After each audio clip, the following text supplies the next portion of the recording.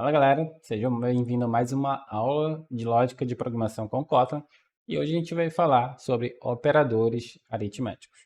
Bom, eu sempre começo com uma pergunta, né? O que são os operadores aritméticos? A gente tem uma lista aqui de operadores aritméticos, mas por definição são aqueles operadores ou aquelas instruções que a gente consegue fazer contas matemáticas, adição, subtração, multiplicação, divisão. E aí a gente tem alguns outros operadores que nos trazem alguns benefícios, como o módulo, que é o resto da divisão, incrementar ou decrementar. Então a gente tem aí esses operadores. Agora a gente vai para a tela do nosso computador, porque não tem muito mais teoria para tratar sobre isso. Então vamos direto para o código, ver como esses caras se comportam e como eles funcionam. Beleza, estamos aqui com o nosso Kotlin Playground aberto e a partir daqui a gente vai começar a manipular alguns valores. Na aula anterior, eu ensinei como declarar variáveis e aqui a gente tem alguns tipos de variáveis já declaradas. Então a gente tem aqui as variáveis A, B, C, D, E e F. E aqui eu fiz questão de colocar uma tipagem, umas variáveis do tipo float, algumas variáveis do tipo int e algumas variáveis do tipo double. Então, dependendo da operação, é preciso que a gente defina o tipo de variável e você vai entender melhor na operação de divisão. Então, vamos aqui, vamos começar com a nossa adição, beleza? Eu não vou tentar ler as variáveis porque eu já ensinei na aula passada. Eu vou deixar aqui na descrição do vídeo o vídeo da aula passada, caso você não tenha referência fácil, tá bom? Então vamos lá, para adição a gente vai usar o mesmo símbolo que a gente usa na matemática, que é o símbolo de mais. Então eu posso aqui fazer, criar uma outra variável, vou falar do resultado, adição. Eu vou dizer que ela é do tipo inteira, né? E posso pegar aqui uma expressão já direta, tipo 5 mais 11. E aqui eu vou imprimir esse resultado, adição. Então, vou dar um run aqui. Ele imprimiu 16. 5 mais 11 é 16. Beleza. Uma coisa que pode passar pela nossa cabeça. Eu posso criar uma expressão com mais de uma soma? Posso sim. Posso colocar quantos valores forem necessários aqui. Então, posso colocar 5 mais 11, mais 1, mais 4, mais 9. Opa, mais 9, mais 12. Eu posso criar quantas expressões aqui forem necessárias, que ele vai sim saber resolver essa expressão. E aqui, o resultado dessa expressão é igual a 42. Outro método de fazer isso é usar o plus. Então, como seria o plus? Eu vou pegar a mesma variável de resultado, adição. Vejam que eu não estou usando Ctrl+C e Ctrl+V, porque é interessante você que está aprendendo realmente escrever o nome da sua variável, realmente escrever o seu código, tá bom? Isso fixa na nossa cabeça e faz com que a gente aprenda de forma mais efetiva. Então, resultado da adição, eu posso receber, por exemplo, 5 plus 10. E aí o resultado tem que ser igual a 15. Vamos lá. 15.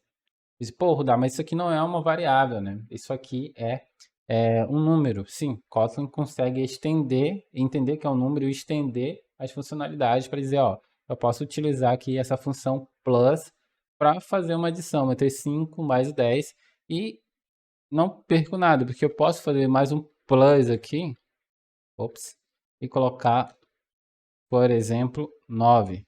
Então, eu posso rodar 5 mais 10, 15, mais 9, 24. Então, veja que a gente pode fazer dessas duas formas. E qual é a vantagem de fazer dessa segunda forma? A vantagem é a seguinte, que fica mais legível, né? 5 mais 10 mais 9, por exemplo, né?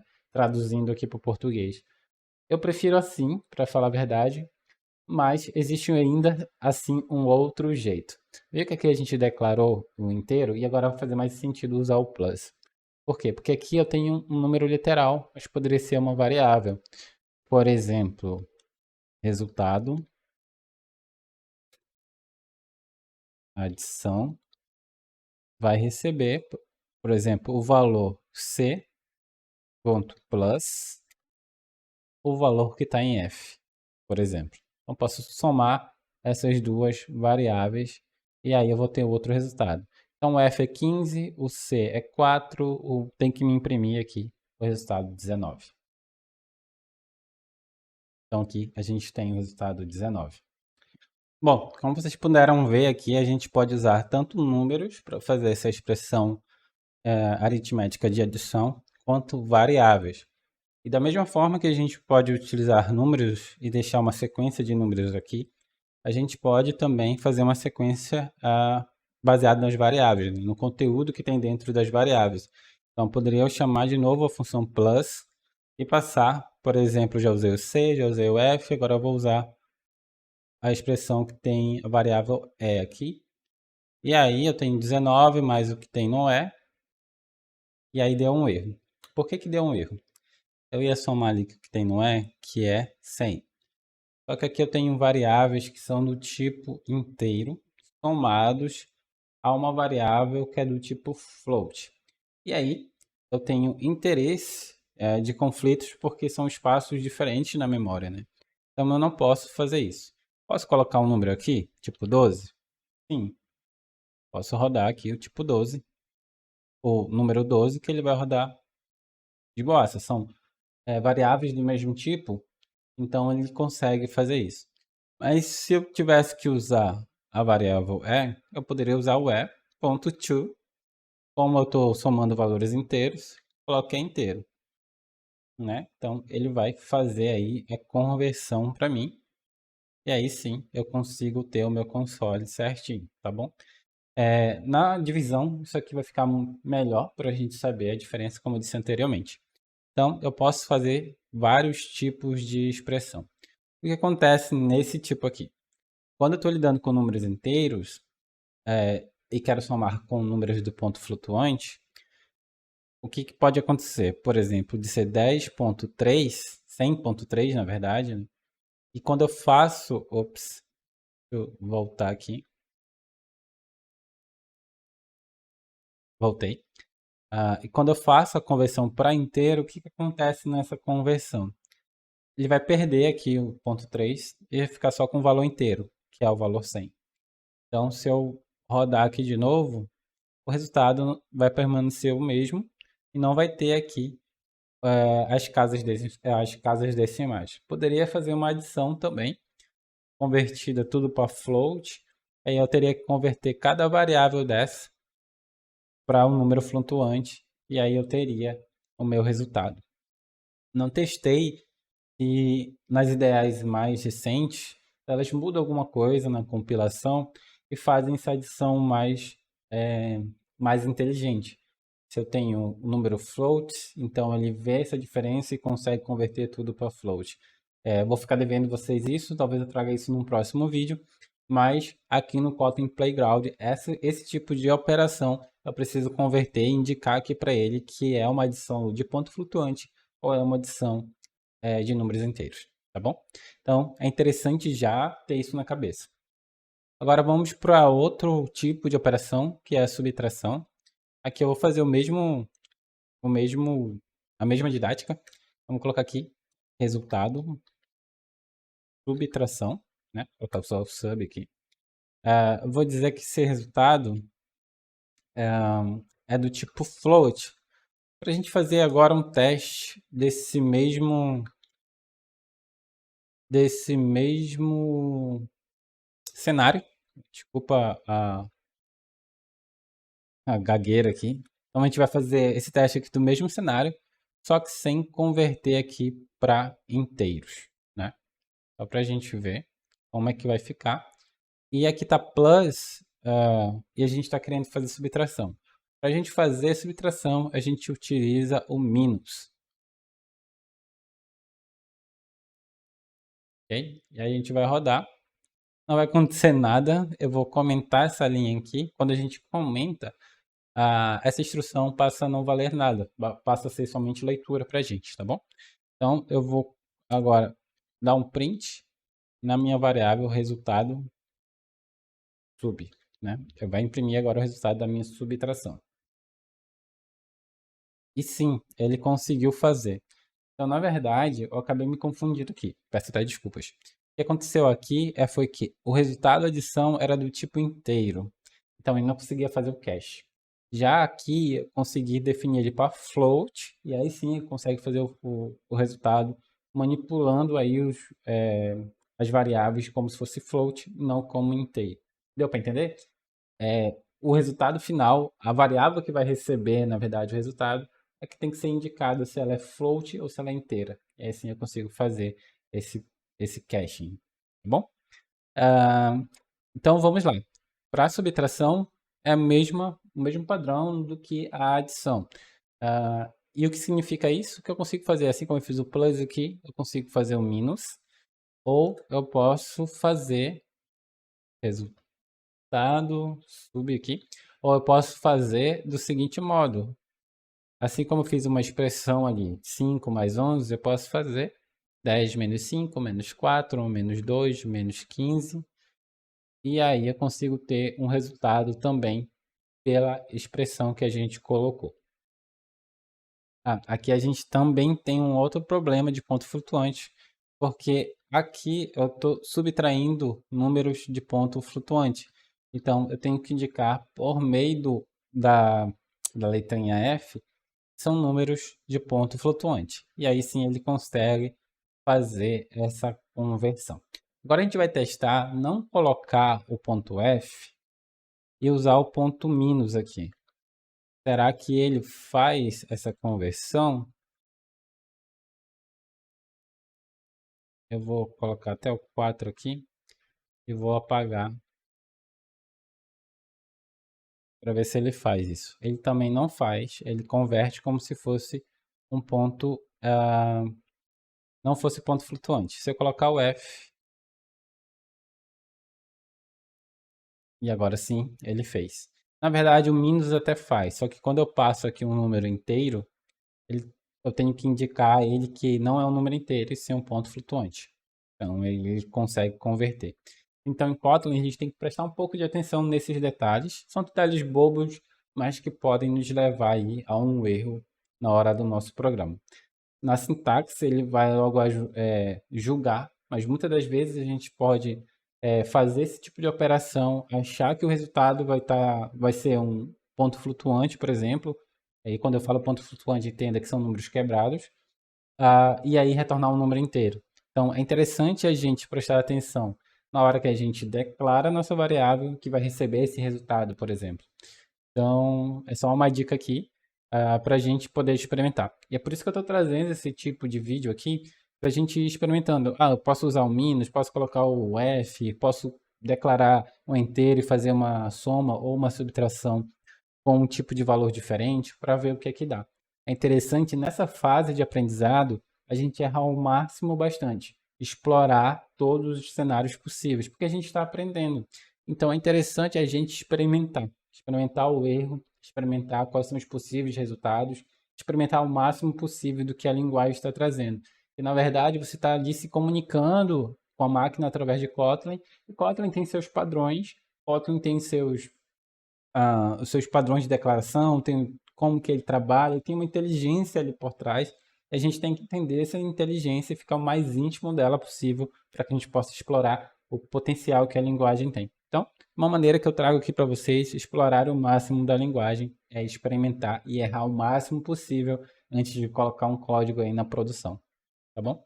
Então aqui a gente tem a adição por meio do operador mais ou por meio do método plus. Aqui a gente tem a mesma coisa. Vou até colocar mais um exemplo para ficar aqui. Resultado sub. Para deixar aqui registrado, por exemplo, 10 menos 5 menos 4 menos 12, por exemplo. Só para deixar registrado aqui. Eu esqueço que eu tenho que colocar o ponto flutuante aqui, porque a gente declarou float. Então agora sim a gente tem um resultado, tá bom? Só para a gente deixar registrado aqui, assim como eu deixei na adição, esse código vai ficar disponível para vocês. Eu vou deixar o link aqui na referência da descrição, o link que leva para o GitHub, que vai ter todo esse código aqui, caso você queira revisitar ele, copiar e colar e experimentar, tá bom? Então aqui a gente tem a nossa subtração, a gente tem mais dois itens entre adição e subtração, que é incrementar e decrementar. E aqui eu vou usar como exemplo a variável f, tá bom? Que a gente tem o valor de 15. Aqui, como eu estou declarando essa variável sem dizer qual é o tipo dela, o Kotlin vai entender que é um tipo inteiro, tá bom? Então vamos lá. O incremento, o que ele faz? Se a gente voltar no nosso slide, a gente vai ver que o incremento ele adiciona uma unidade à variável. Então, se a gente pegar a variável f, colocar mais e imprimir, se o valor de f era 15, aqui era 15, e eu incrementar, quando eu for imprimir aqui, o valor dele vai ser 16, tá bom? Só conferir se aqui é 15 mesmo, é 15. Então vamos lá.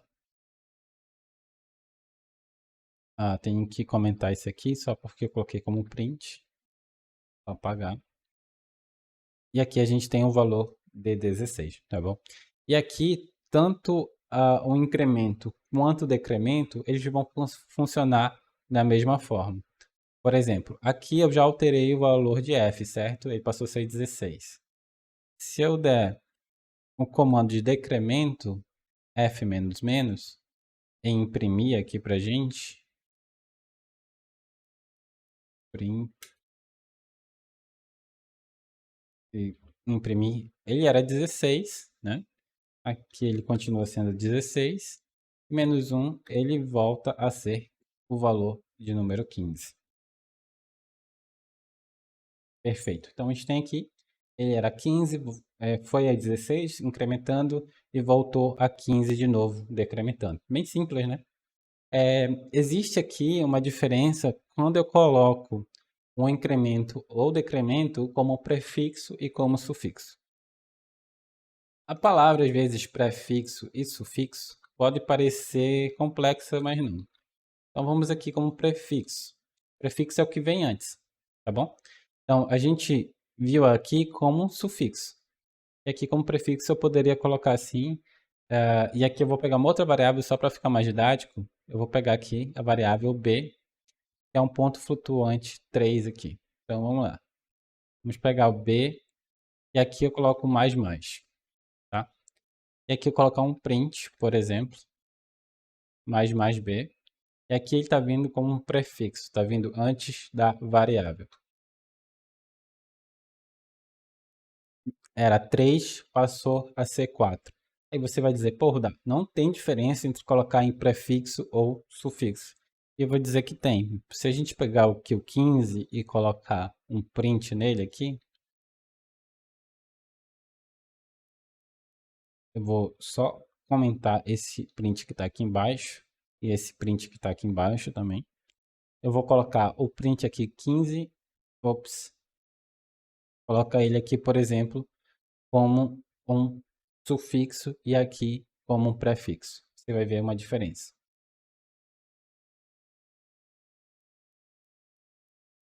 Aqui a diferença. Quando eu coloco ele como sufixo, ele só vai mudar o valor da variável na próxima interação. Quando eu coloco ele como prefixo na frente aqui da variável, o que que acontece?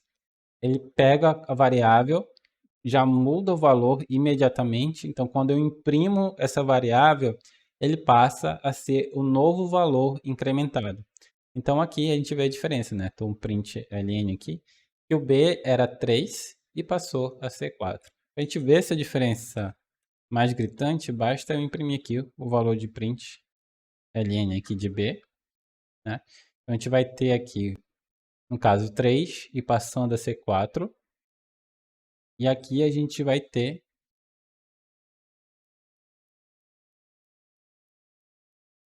15 e continuando com o valor 15. Né? 15, 15, aqui a gente passa a ser o valor 3 e depois de fazer o valor 4. Né? E quando que esse cara vai mudar? Só quando eu imprimir realmente aqui uma outra instrução que ele passa a valer o valor de 16. Tá bom?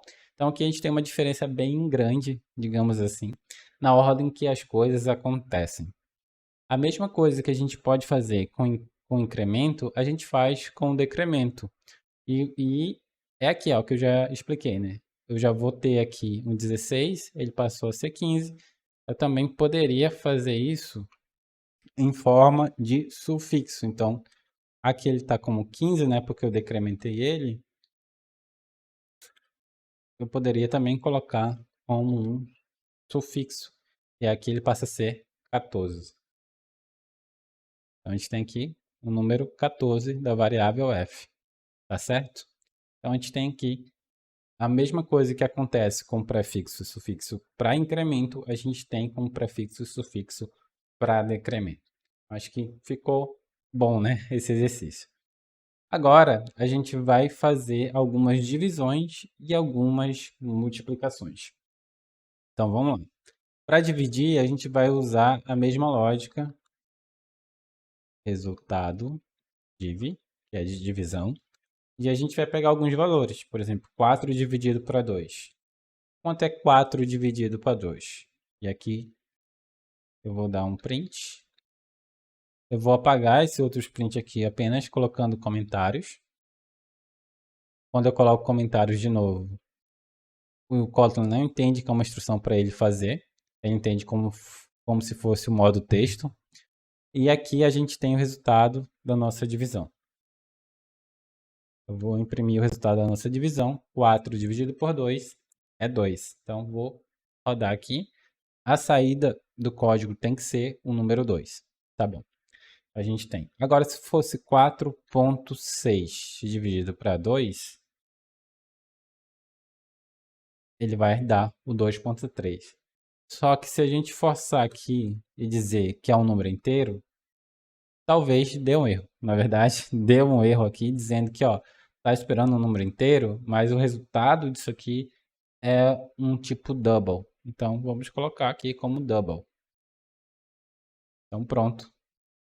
Rodamos e deu aqui o resultado 2.3, que é o resultado esperado de 4.6 dividido para 2.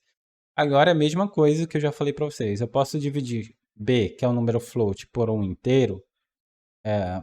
Posso. Então vamos ver. b dividido para c. Agora vamos só resultado div b dividido para 2. Ou b dividido para...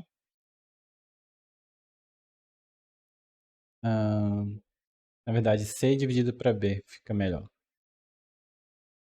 Então vamos aqui, c dividido para b. E vamos ver se vai ter algum tipo de erro, tá bom? Ó, ele disse, ó, o tipo float mais um tipo double é esperado, que é uma divisão de tipo double, né? Então, como a gente pode converter isso, né? A gente pode mover o b para to float e o c. Eu acho que o c já era float, né? Mas vamos colocar aqui. E a gente vai converter o tipo. Pode usar isso. Ah, tá. É to double, na verdade. To double. Porque a variável aqui é double. Então é to double. E aí a gente vai ter um valor na variável certa, que é o tipo double. Tá bom? Então, só aquele mesmo detalhe que a gente já fez aqui no passado, que é prestar atenção na conversão de tipos. Eu posso sim converter, eu posso sim dividir variáveis com tipos diferentes, desde que eu indique para o Kotlin para qual tipo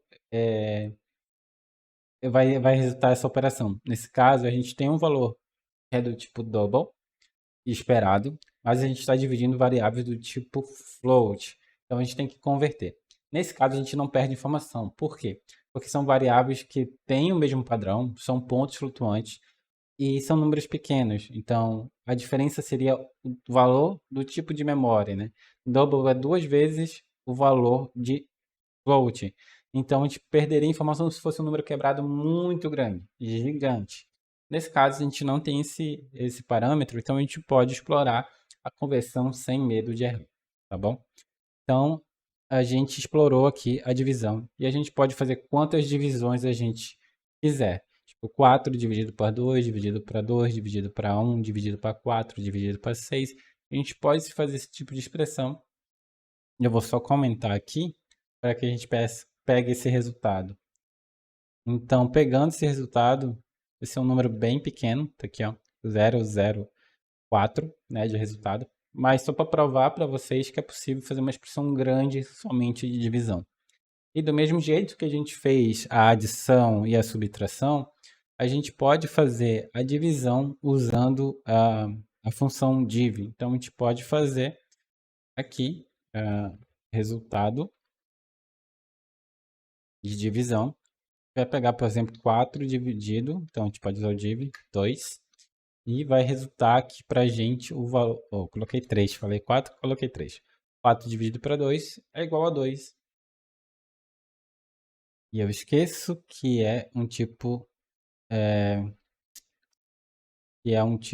double aqui, né? Então teria que colocar to double.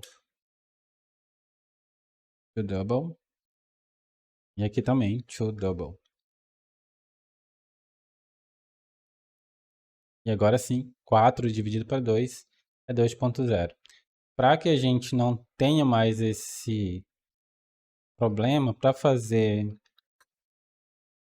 operações desse jeito, ficar convertendo, a gente pode pegar 4, dividir por 2 diretamente.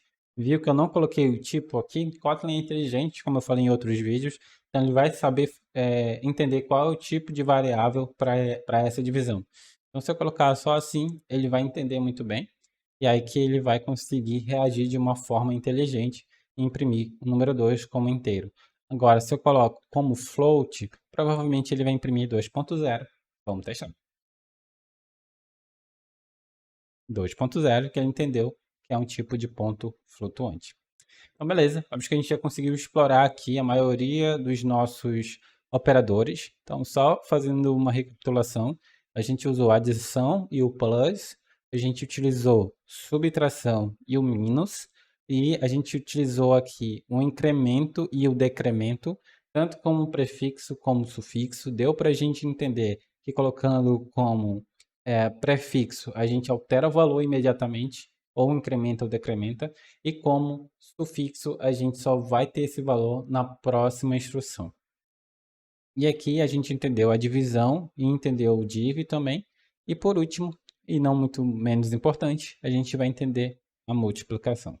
A multiplicação a gente pode utilizar do mesmo padrão que a gente vem utilizando para todos os outros operadores. Então, vamos manter aqui a nossa lógica. Resultado. E aqui é multiplicação, vou colocar multi.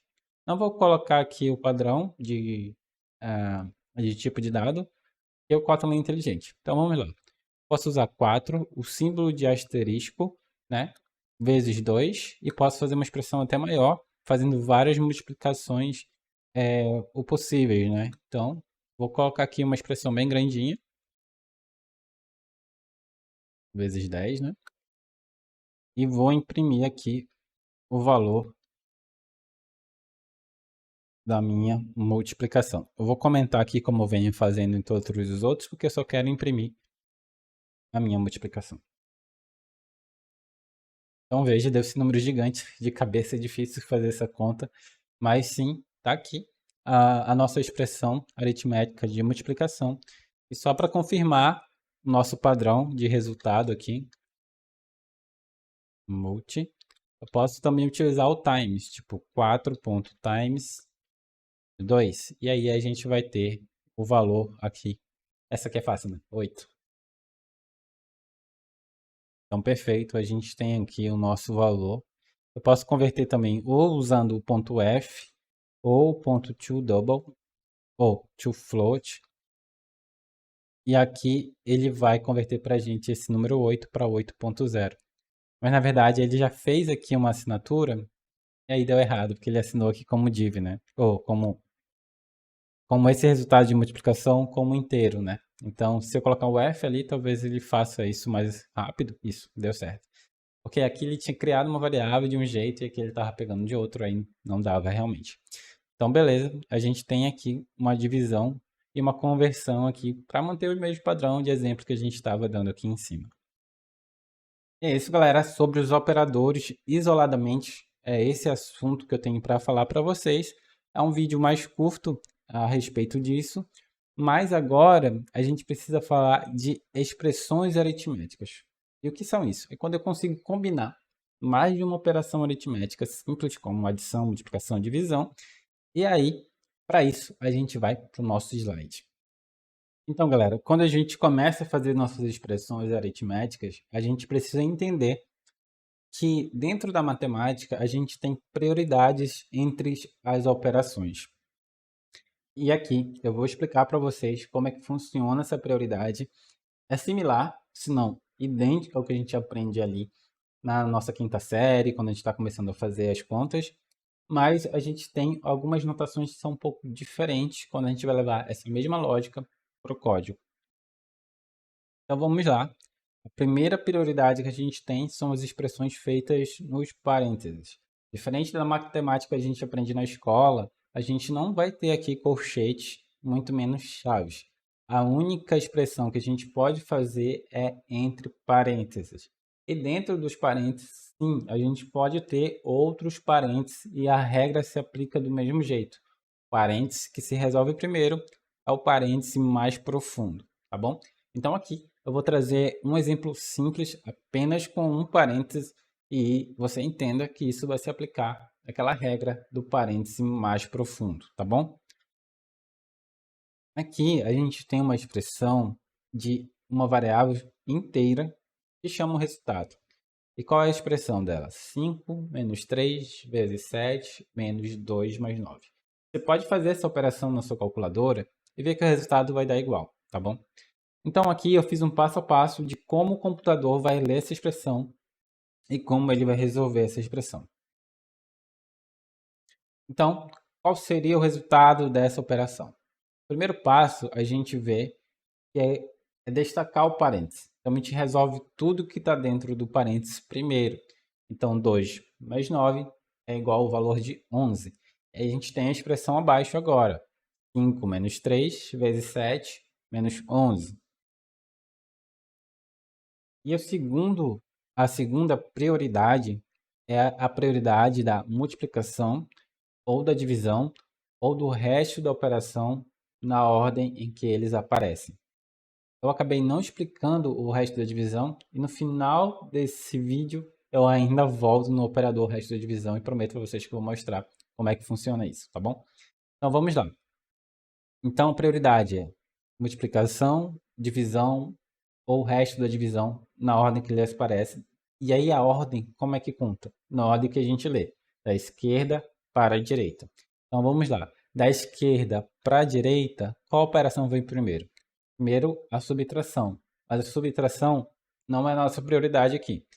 E a segunda é a multiplicação. Então é ela que a gente vai resolver. Então a gente vai repetir o 5 menos 3 vezes 7, 21. A gente vai para o 21. E aí a gente tem a segunda expressão aqui.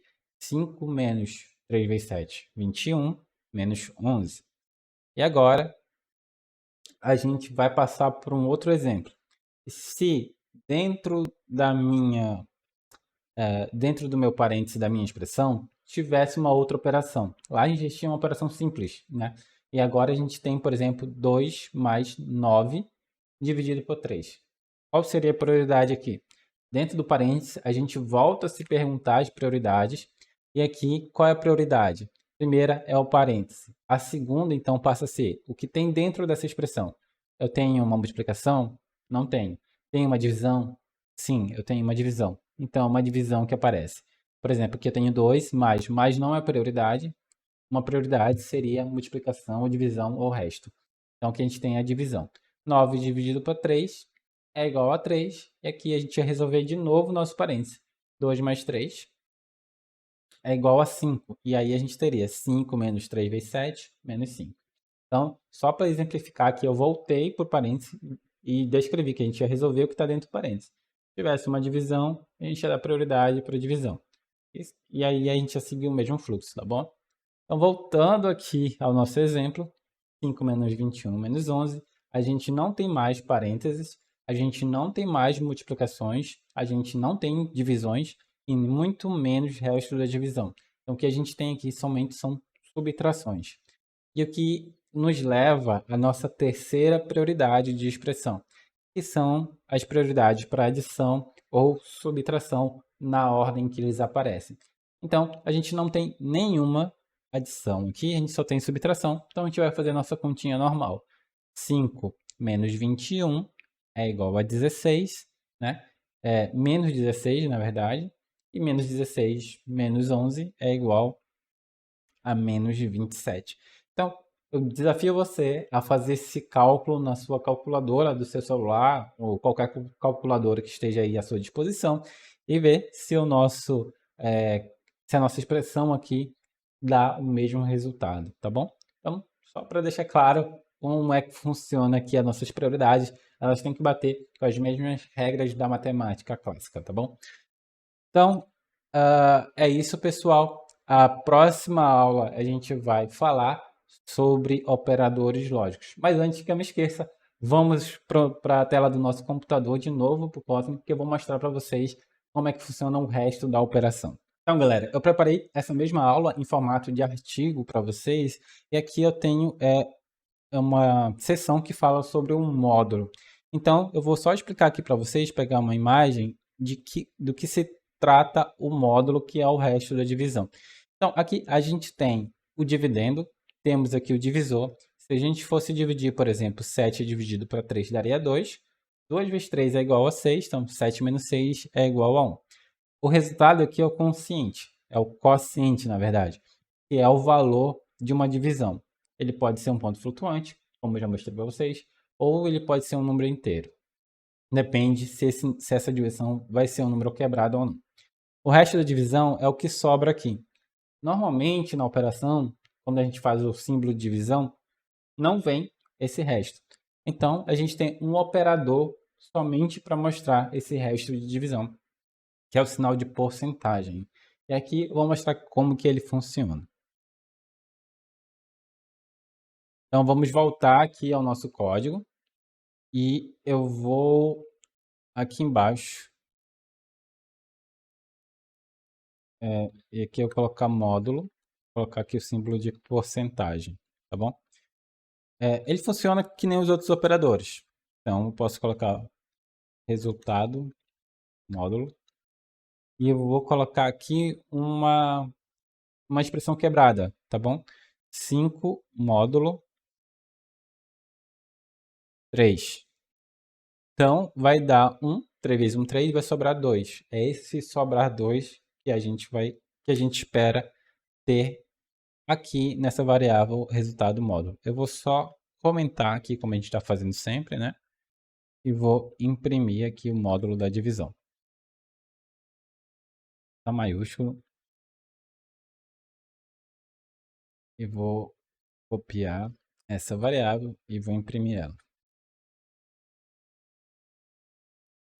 Então, perfeito, está aqui a 5 módulo 3 é igual a 2, porque 5 dividido para 3, o resto dessa divisão é igual a 2. Espero que você tenha entendido tudo. Esse código, como eu disse, vai estar aqui na descrição do vídeo e todas as informações necessárias para que você possa revisitar, experimentar, errar, voltar atrás de novo e aprender da melhor forma possível. Muito obrigado a todos e eu te aguardo no próximo vídeo.